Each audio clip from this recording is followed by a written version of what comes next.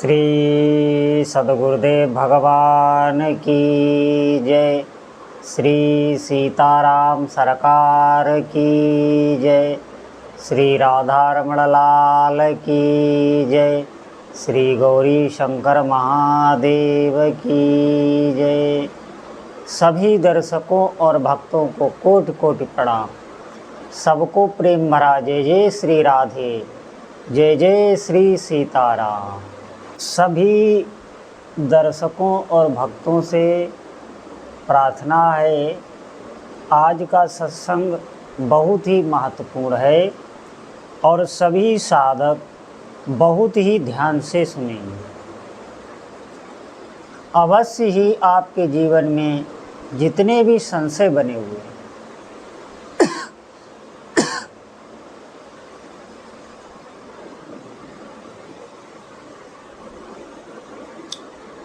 सभी दर्शकों और भक्तों से प्रार्थना है, निवेदन है, कृपया आज का सत्संग बहुत महत्वपूर्ण है और सभी साधक बहुत ध्यान से सुनेंगे। निश्चित ही आपके जीवन में जितने भी संशय बने हुए हैं उन सभी संशयों का नाश होगा।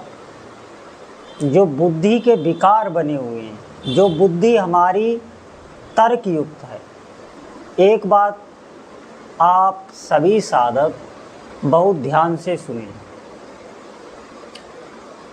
हमारे देश में ऐसे भी लोग धर्म का प्रचार करते हैं जो बात आत्म तत्व की करते हैं,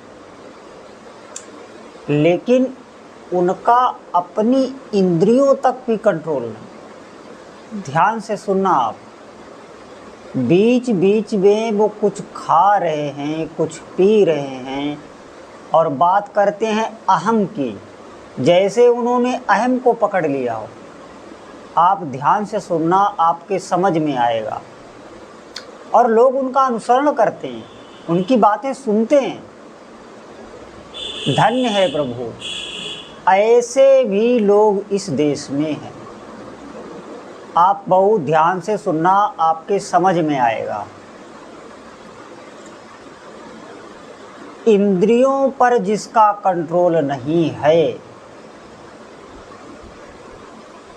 इंद्रिय भोग में लगा हुआ है, बार बार कुछ खाने को चाहिए, कुछ पीने को चाहिए, आप ये समझें वो अज्ञान में जी रहा है, उसके भीतर अभाव बैठा हुआ है।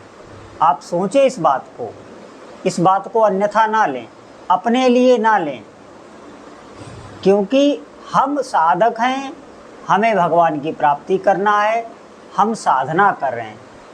आप हमारी बात को समझने का प्रयास करें, मेरा संकेत समझें। ऐसे लोगों को हमें नहीं सुनना है, ध्यान से सुनें। इंद्रियों से भोग बार बार भोगने वाला, चाहे कोई चीज़ बार बार खाना पीना, इसका मतलब है उसके भीतर अभी इतना अभाव बैठा हुआ है। इन वस्तुओं से वो अपने अभाव की पूर्ति कर रहा है, कहाँ फंसा हुआ है, और बात कर रहा है आत्मज्ञान की। ये सिर्फ तार्किक, सिर्फ बौद्धिक स्तर पर इनके पास कुछ भौतिक ज्ञान अधिक होता है। ध्यान से सुनना, जो साधुओं के पास आपको नहीं मिलेगा। साधुओं के पास जो ज्ञान होता है वो आपको कहीं नहीं मिलेगा। ध्यान से सुने, बौद्धिक स्तर पर भौतिक ज्ञान अधिक होता है, तार्किक ज्ञान जिसे कहते हैं।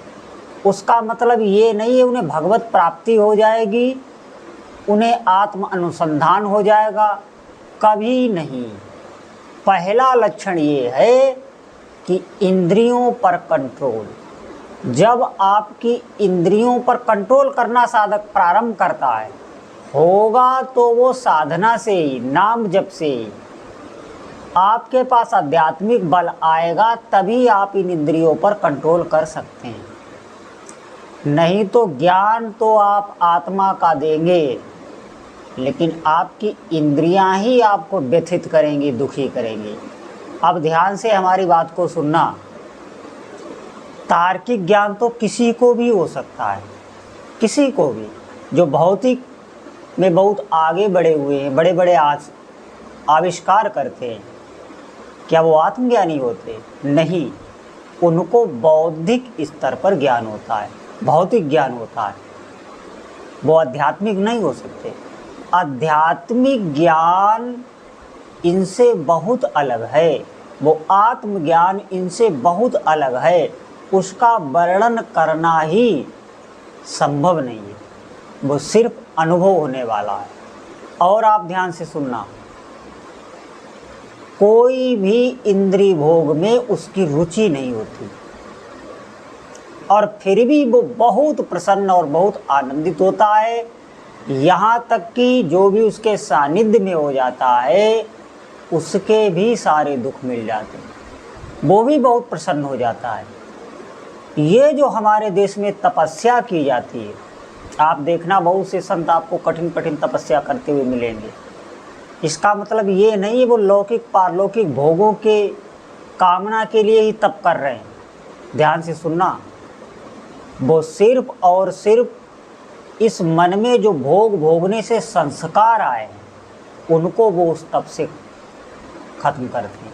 संस्कारों को, जब तक ये मन मलिन है, मन मलिन होने का सबसे बड़ा संकेत ये है कि ये इंद्रियों से भोग भोगेगा, बराबर भोगेगा, भोगों से इसे तृप्ति नहीं मिलेगी, चाहे वो किसी इंद्री से, चाहे रसेंद्री, चाहे जनेंद्री, किसी से भी वो बार बार भोग भोगेगा।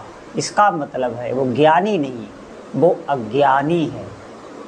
अब आप ध्यान से सुनना, जो अहम होता है, अहम पर साधक तब पहुंचता है जब उसका मन निर्मल हो जाता है, इंद्रियां उसकी संयमित हो जाती हैं, उसे दिव्य ज्ञान हो जाता है। जिसकी इंद्रियां संयमित नहीं है उसे ज्ञान नहीं हो सकता। इंद्रिय संयमी को ही ज्ञान होता है। जिस ज्ञान की बात यहाँ करते हैं अपने, आप देखना बहुत सत्संग हो रहे हैं, बहुत प्रवचन हो रहे हैं, जिस ज्ञान की बात की जाती है उस ज्ञान को प्राप्त करने के बाद उस जीव के भीतर कोई भी अभाव नहीं रहता। मैं उदाहरण के तौर पर आपको बता रहा हूँ कि जैसे जब आप निद्रा में होते हैं तो उस समय आपको किसी भी वस्तु की आवश्यकता नहीं होती और आप नींद भी लेते हैं, जो भी लेते हो 5 घंटा, 6 घंटा, 7 घंटा, आप हमें बताना निद्रा में कोई वस्तु होती है? कुछ भी नहीं होता।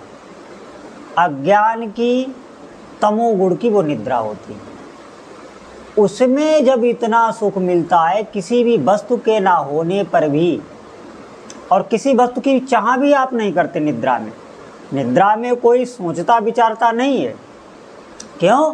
क्योंकि बुद्धि सो जाती है। वहाँ बुद्धि को जागना ही जागना है, बुद्धि का सोना ही निद्रा है। आप देखना वहाँ पर किसी भी वस्तु की आवश्यकता नहीं, और वहाँ पर जितना सुख मिलता है उतना आप बताइए भौतिक किस पदार्थ में सुख मिलता है? जबकि ये तमोगुणी अज्ञान पूर्वक सुख है। इसे संतजन अधिक निद्रा लेने को वर्जित कहते हैं। लेकिन जो ये ज्ञान मैं बता रहा हूँ, जो इंद्रिय संयम और भजन से ज्ञान आएगा, नाम जप से जो ज्ञान आएगा, उसमें सत्वगुणी सुख मिलेगा। तमोगुणी निद्रा वाला नहीं, सत्वगुण सुख में वो हमेशा स्थित रहेगा, किसी भी भोग की आवश्यकता नहीं और परम शांति का अनुभव करेगा।